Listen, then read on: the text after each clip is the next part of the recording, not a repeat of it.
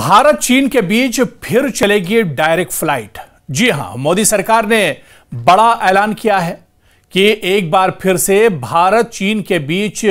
Direct flight चलेगी।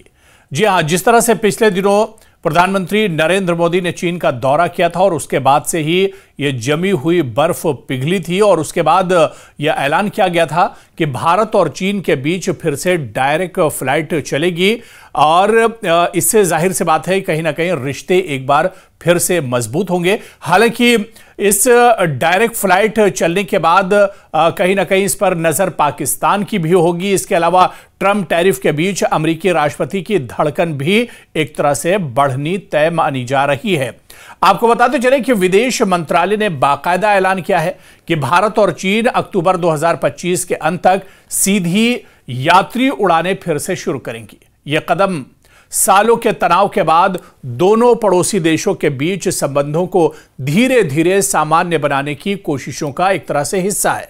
एक press release में विदेश मंत्रालय ने कहा कि दोनों मुल्कों के जो नागरिक उड्डयन प्राधिकरण है इस साल हवाई सेवाओं को फिर से शुरू करने और हवाई सेवा समझौते को रिज्यूम करने पर तकनीकी स्तर पर चर्चा कर रहे हैं। और इस प्रेस रिलीज में बाकायदा कहा गया है कि इन चर्चाओं के बाद अब यह एक तरह से सहमति हुई है कि भारत और चीन में सीधी हवाई सेवाएं अक्टूबर 2025 के अंत तक शीतकालीन कार्यक्रम के अनुसार फिर से शुरू हो सकती हैं। दरअसल एयर इंडिया ने दिल्ली और मुंबई से शंघाई के लिए रूट संचालित करने के लिए आवेदन किया है, जबकि इंडिगो कोलकाता और ग्वांगझो के बीच सेवाओं की योजना बना रही है। तो इस तरह से भारत और चीन के बीच व्यापार लगातार बढ़ रहा है, जो पिछले साल 131 अरब डॉलर से अधिक हो गया। 5 लाख से ज्यादा यात्रियों ने तीसरे देशों के हब के जरिए से इनडायरेक्ट रूट से यात्रा की, जिससे सीधी कनेक्टिविटी की मांग एक तरह से बढ़ गई है।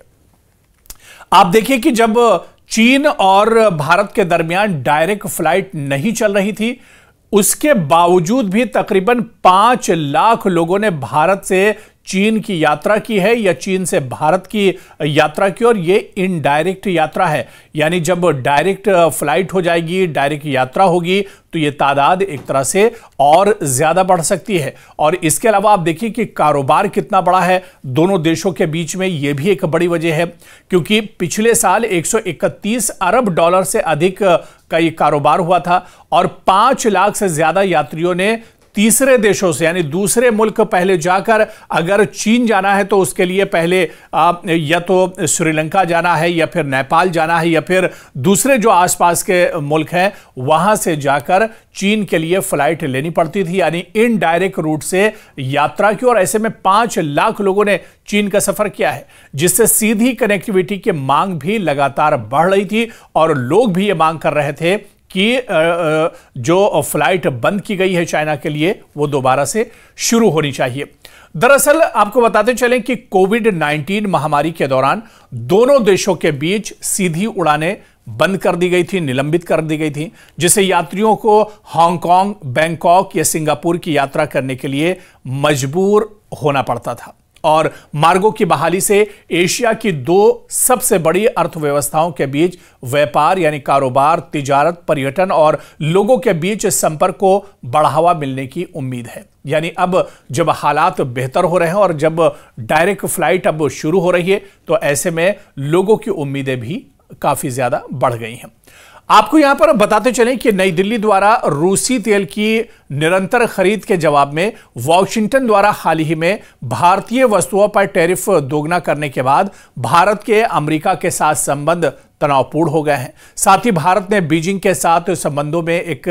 सतर्क बदलाव का संकेत दिया है। इससे पहले भारत ने हाल ही में चीनी नागरिकों के लिए पर्यटक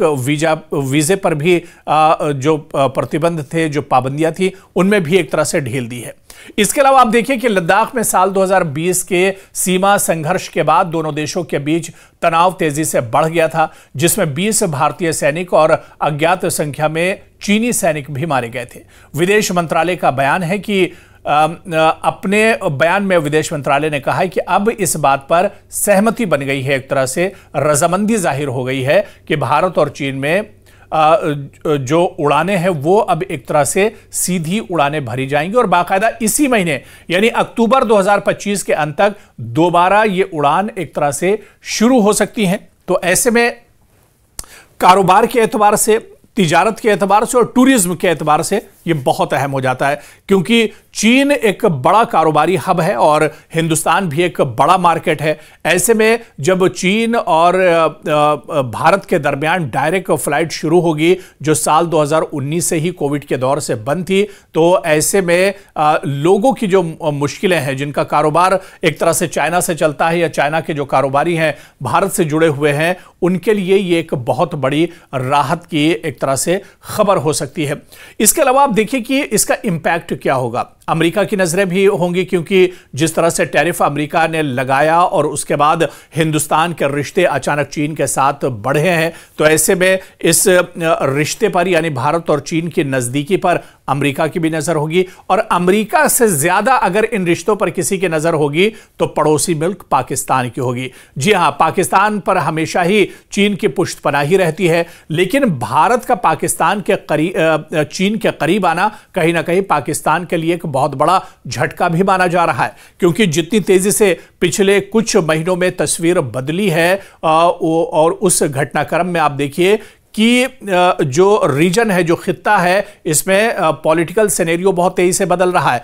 अब जहां पर भारत और चीन में तनाव हुआ करता था, तो भारत और चीन काफी करीब आ रहे हैं, और जहां पर पाकिस्तान और चीन में बहुत करीबी थे, अब उनमें भारत के करीब आने के बाद क्या दूरियां आ सकती हैं? क्या चीन अब अपने एक अच्छे जो दोस्त या एक पड़ोसी की तलाश में था, क्या भारत की शक्ल में उसे एक अच्छा पड़ोसी मिल गया है? और ऐसे में चीन को जो पाकिस्तान, नेपाल या श्रीलंका या